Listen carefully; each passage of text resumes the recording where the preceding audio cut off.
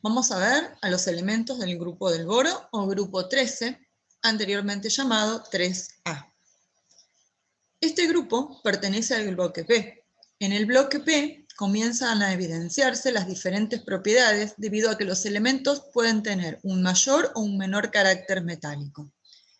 En el caso del grupo del boro, el boro es un elemento no metálico, mientras que los demás tienen un cierto carácter metálico que va creciendo hacia aumento de Z, es decir, hacia abajo en el grupo. Vamos a ver algunas propiedades generales de estos elementos formando sus sustancias elementales.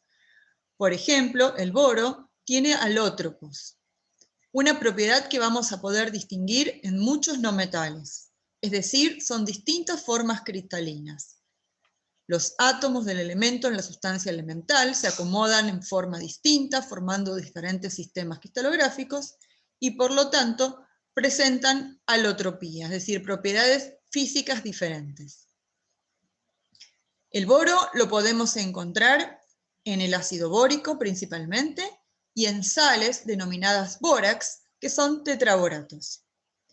El segundo elemento es el aluminio. El aluminio es muy abundante en la corteza terrestre y está presente en muchísimos minerales, algunos muy reconocidos por sus propiedades de piedras preciosas, como el topacio, la amatista, la esmeralda y el rubí. De lejos, el mineral más importante del aluminio es la bauxita. La bauxita es el óxido de aluminio hidratado y es sumamente abundante y es la materia prima para la obtención del elemento aluminio. Como propiedades físico-químicas, el aluminio se comporta como un metal, bastante pobre en su carácter, pero aún así, gracias a su ductilidad y maleabilidad, es muy utilizado. Es conductor de la corriente eléctrica y del calor, y además tiene la propiedad de generar un óxido sumamente compacto en su superficie que lo hace sumamente resistente a la corrosión. Los elementos galio e indoitalio son menos abundantes. El galio también está presente en la bauxita como impureza y tiene un alto rango entre los puntos de fusión y ebullición. El indio es un metal más blando, lo mismo que el talio. Ambos tienen propiedades características bien metálicas. Estudiemos las reactividades de estos elementos como sustancias elementales.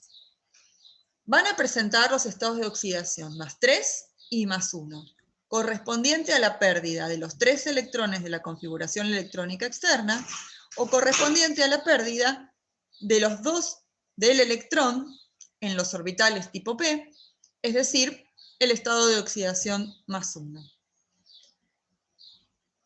La estabilidad o frecuencia de estos dos estados de oxidación posibles para el grupo es diferente. En los elementos más livianos, como en el boro y el aluminio, casi exclusivamente tenemos la posibilidad de tener el estado de oxidación más 3. En los elementos intermedios existen ambos estados de oxidación, mientras que en los elementos más pesados, como el talio, el estado de oxidación predominante es el más 1. Esta estabilización de los menores estados de oxidación para los elementos que pertenecen a grupos del bloque P se denomina efecto del par inerte y va a estar presentado en todos los grupos del bloque P.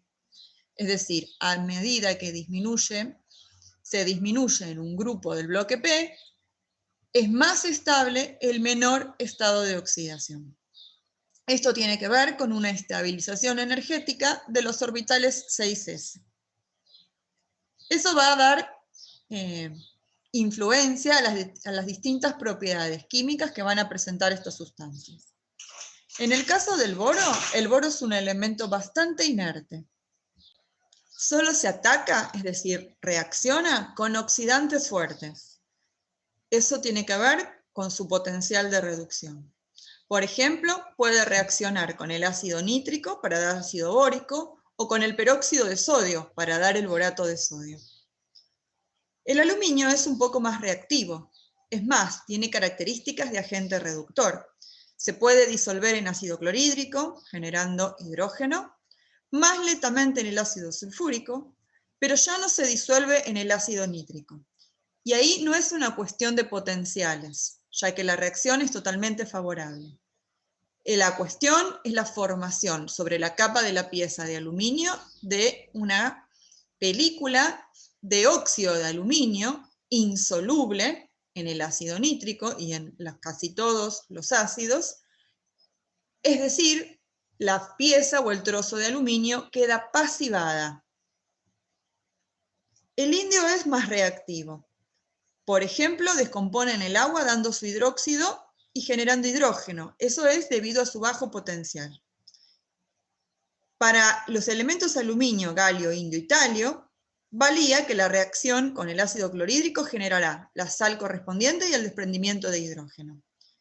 Para poder saber que un metal desplaza hidrógeno, esa reacción se denomina así, solamente tenemos que poder reconocer que su potencial de reducción es negativo, ya que la reducción consiste en transformar o hacer reaccionar los protones o hidrones a hidrógeno, cuyo potencial de reducción es cero. Con lo cual, si el metal posee potencial de reducción negativo, va a ser capaz de generar hidrógeno molecular y desplazarlo de la solución. Así se denomina el proceso. Todos van a formar sus óxidos cuando son calentados en el aire, el óxido correspondiente al estado de oxidación más 3. ¿Cómo se obtienen estas sustancias elementales? Obtener boro no es sencillo. El primero que lo diseñó, el procedimiento, fue Moissan en 1895, a partir de la reducción del óxido de boro con un agente reductor importante como el magnesio. Hoy día se utiliza hidrógeno a partir del tricloruro de boro y se lo obtiene con gran pureza.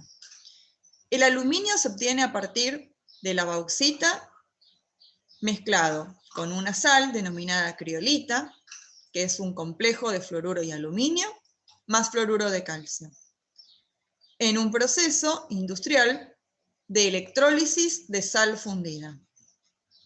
El galio y el indio y el talio se pueden obtener a partir de los procedimientos clásicos de obtención de metales a partir de sus óxidos. Puede ser con reducción por carbón, con hidrógeno o a partir de la reducción electrolítica de sus sales fundidas. Esto dependerá de su potencial de reducción. Una química interesante es la química de los hidruros del boro. El boro es un no metal y forma varios enlaces consigo mismo y además tiene gran facilidad de formar enlaces covalentes con el hidrógeno. Los compuestos formados así se llaman borhidruros y son muchos. En particular, hay uno que se analizó por su estructura característica y es el diborano. El diborano se encuentra como dímero, en donde hay enlaces muy particulares. Hay enlaces en donde el hidrógeno se encuentra enlazado ocupando orbitales vacíos del boro. El boro no suele completar el octeto al ser un elemento pequeño y se estabiliza con menos electrones. En particular, este tipo de enlace de dos centros haría que cada boro quede en un entorno tetraédrico más estable que si no se formara el dímero. El diborano tiene muchas propiedades y es materia prima para la síntesis de muchos compuestos importantes. Reaccionando con sodio, forma el borhidruro de sodio, que es un compuesto muy utilizado en la química del carbono como agente reductor. Lo mismo con el hidruro de litio, formando el borhidruro de litio, también un agente químico muy utilizado en la química del carbono como agente reductor. Con amoníaco forman un compuesto muy particular llamado boracina. Y con alcoholes forma, por ejemplo con el metanol, éteres del boro.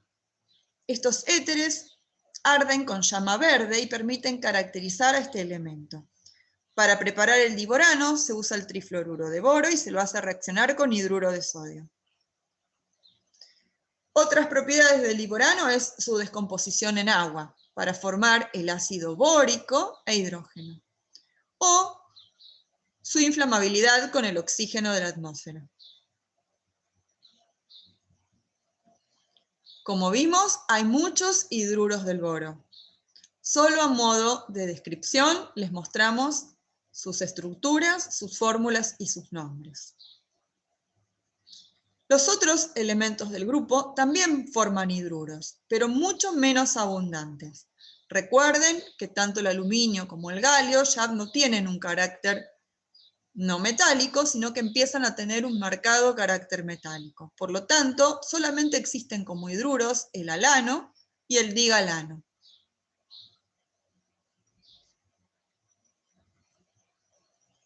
Los hidruros del boro tienen propiedades muy interesantes. Como habíamos visto, los verdaderos hidruros que forman el anión borhidruro, ya sea el de sodio o el de litio, son utilizados en química del carbono como agente reductor. La boracina tiene una estructura cíclica muy semejante a la estructura bencénica, que es muy reconocida en la química del carbono. Y el nitruro de boro, que es una combinación de nitrógeno y boro, tiene en promedio 4 electrones y se parece a la estructura del grafito, que es exclusivamente formada por átomos de carbono.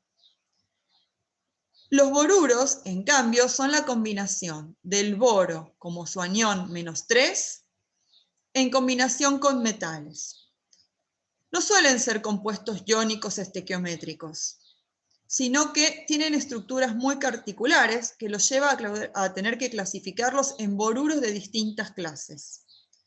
Por ejemplo, boruros con átomos de boro aislados, en combinación con el níquel y el hierro, cadenas de diboruros, también con el níquel y el manganeso, por ejemplo, o incluso formando redes bi- y tridimensionales, con el cromo, el cobalto o el cerio.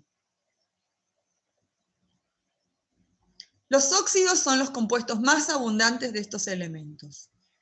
Vimos que se forman los trióxidos de todos, y en el caso del talio, dada la estabilidad del estado de oxidación +1, es mucho más estable el óxido de talio 1 que el óxido de talio 3.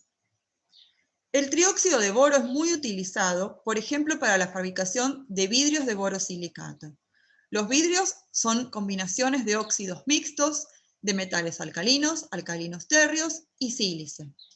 El agregado del trióxido de diboro le da un amplio rango de estabilidad térmica, es decir, baja su coeficiente de dilatación. Eso permite calentar el material de vidrio y enfriarlo rápidamente sin que se quiebre. Son muy reconocidos por su banda blanca en materiales de laboratorio. Se puede obtener a partir de la deshidratación del ácido bórico. El óxido de aluminio es el mineral más común del aluminio y tiene, como el aluminio, un marcado carácter anfótero, es decir, se puede disolver en hidróxido de sodio o de potasio fundidos o en soluciones altamente concentradas, formando el hidroxo complejo. Esto es característico de los metales a los que vamos a denominar anfóteros. Cuando una sal de aluminio se disuelve, genera un alto grado de hidrólisis, es decir, va a generar un pH muy bajo. A medida que agreguemos oxidrilos o naturalmente por los oxidrilos presentes en el agua, formará el hidróxido de aluminio, que es un precipitado blanco tipo gelatinoso, poco cristalino. Si el agregado de oxidrilos aumenta, se puede formar el hidroxo complejo y el precipitado se disuelve. Las sales de aluminio son muy utilizadas en procesos de potabilización del agua, ya que este precipitado puede coagular en el seno de la solución y precipitar partículas suspendidas, generando la clarificación, por ejemplo, de aguas de río, como la del Río de la Plata.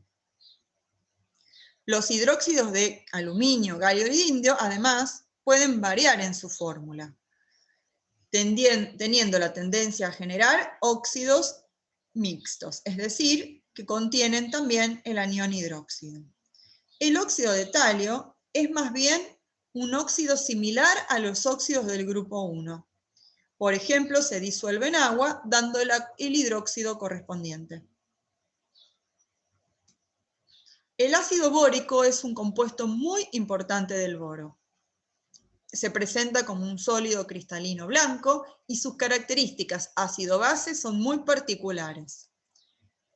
Entendiendo que el boro, en combinación con el oxígeno y el hidrógeno, podría escribirse tanto como ácido bórico como incluso un hidróxido de boro, en el cual puede llegar a liberarse un protón, pero con una debilidad notable. Es decir, en realidad se puede comportar como ácido, pero como ácido monoprótico. Si la concentración de la solución es muy alta, se forma un dímero de este ácido que presenta una acidez mayor. Ese ácido, el ácido bórico, puede combinarse con alcoholes, como en química del carbono, y formar ésteres. Las sales derivadas del ácido bórico se llaman boratos, y la más utilizada y conocida son los tetraboratos, las sales bórax, en este caso el de sodio, muy utilizada también en la formación de vidrios y en la fabricación de jabones y detergentes.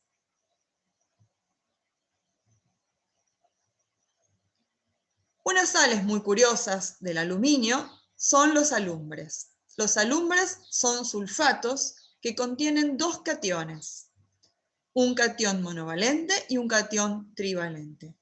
En realidad el nombre alumbre se deriva de la sal de aluminio, alumbre más conocida, pero muchos alumbres no contienen aluminio.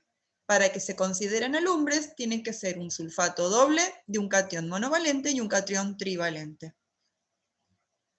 Tienen la característica de cristalizar en el mismo sistema de cristalización. Por lo tanto, son isomorfas, es decir, poseen el mismo sistema de cristalización, por lo que una puede cristalizar sobre la otra. En el laboratorio preparamos alumbres, esperemos poder hacerlo pronto.